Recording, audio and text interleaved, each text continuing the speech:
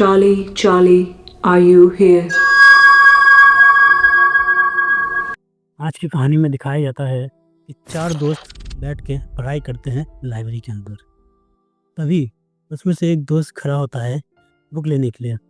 जैसे ही ये book shelf की तरफ बढ़ता है, अचानक से एक बुक नीचे गिर जाती है। लेकिन इत्तेफाक तो ये होता है, जो किताब उसे चाहिए थी वही किताब नीचे गिरती है।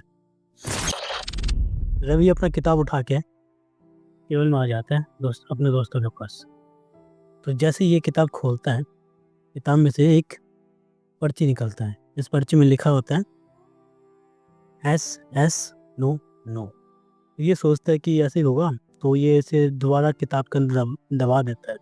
उतने में ही उसका एक दोस्त होता है राहुल, जो कि इस पर्ची को देख लेता है और बोलता है ये क्या है।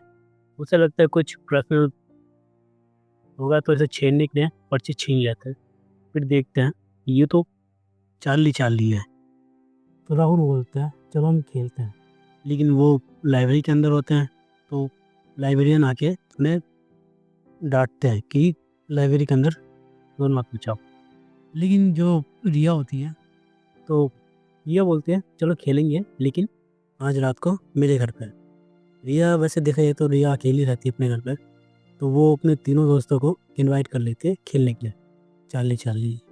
तो उसी रात वो चारों इकट्ठे होते हैं रिया के घर में चार्ली खेलने के लिए। जैसे ही खेल चालू करते हैं, शुरुआत में राहुल बोलता है प्रिया को कि 2 पेंसिल लेके आओ। ये चारों बैठ जाते हैं एक दूसरे का हाथ पकड़ के, बीच में पर्चा रख के। तो जैसे ये पहली बार बोलता है चार्ली तुम यहाँ हो, तो कुछ होता नहीं है। ऐसे ये कई बार 2-3 बार करते हैं तो कुछ होता नहीं है। तो उतने में तो रिया को लगता है ये ऐसा कुछ है नहीं, तो वो हाथ छोड़ के जाने लगती है। वो भी रिया बोलती है बकवास गेम है, कुछ हो नहीं रहा, मैं जा रही हूँ। तो राहुल रोकता है। राहुल बोलते हैं कि देखो इस खेल को ऐसे छोड़ के नहीं जा सकते, नहीं तो कुछ भी हो सकता है।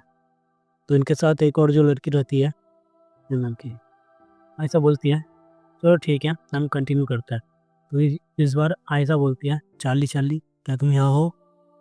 तो अचानक से पेंसिल यश की तरफ घूम जाती है। चार्ली खेलते खेलते राहुल की तबीयत अचानक से बिगड़ जाती है, उसके हाथ पैर अकड़ जाते हैं। तो वो तीनों घबरा जाते हैं कि आखिर ये हो क्या रहा है। लेकिन देखते देखते राहुल के साथ कुछ ऐसा होता है जिसे देख के हर कोई घबरा जाता है।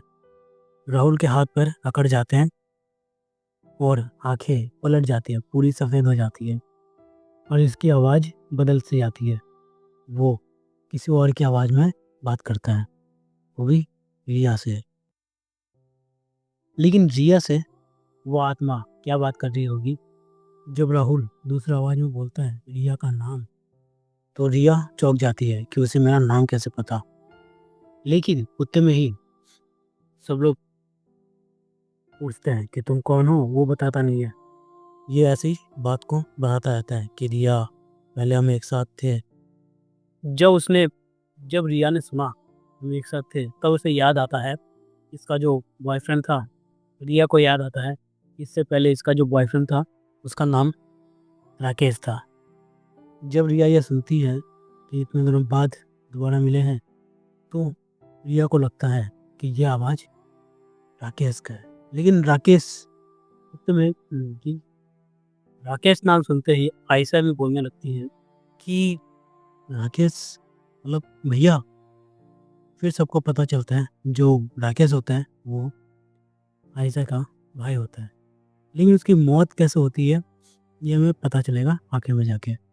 जो आत्मा होता है वो रिया को अपने साथ कमरे में लेके जाता है, मतलब फोर्स करता है अपने साथ जाने के लिए। वो मानती नहीं है और रवि और आयशा घर से भाग जाते हैं। वो चर्च में जाते हैं, तो जब तक बहुत देर हो चुकी थी पादरी चले जाते हैं। लेकिन वो लोग वहाँ से चर्च की पवित्र माला, जब ये रिया के घर में घुसते हैं तो देखते हैं कि यहाँ पे कोई नहीं है, लेकिन खून के धब्बे गिरे होते हैं। तो जैसे जैसे ये लोग खून के धब्बे देखते देखते आगे बढ़ते हैं, वो रिया के कमरे की तरफ बढ़ते हैं और कमरा अंदर से लॉक होता है।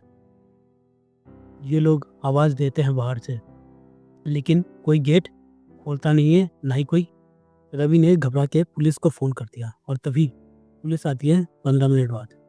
जैसे ही पुलिस आती है, वो लोग गेट तोड़ के अंदर घुसते हैं तो देखते हैं राहुल और रिया मर जाते हैं। इनकी मौत कैसे हुई? इनकी मौत ऐसे होती है, जो आत्मा होता है वो पहले रिया को मार देता है, फिर राहुल को। उनके मौत के अगले दिन ही उन्हें दफनाया जाता है। दफनाने के बाद जब ये लोग घर आते हैं तो आयशा को दिखाया जाता है वो।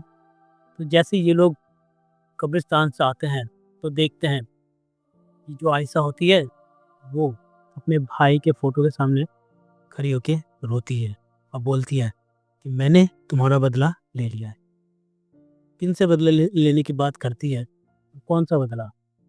तो हमें बाद में पता चलता है कि जो आयशा होती है वो चार्ली चार्ली गेम में वापसी आके उनसे बदला लेता है, जिसमें राकेश का साथ देती है उसकी छोटी बहन आयशा। तो दोस्तों, आज की कहानी यहीं तक।